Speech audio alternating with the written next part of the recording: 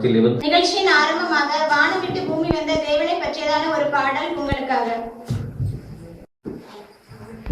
தேவன் தோளிலே வாசமுள்ளே மாலை சூட்டுவோம், ஏழு வண்ண சேலை போன்ற வானவில்லையே இயேசு பாடும் சாய்ந்து ஆடும் ஊஞ்சலாக்குவோம்.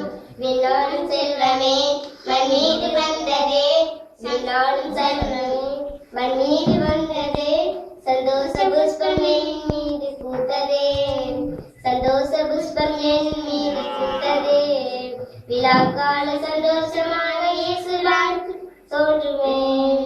வாழ்த்துங்கள் நல்பாட்டாலே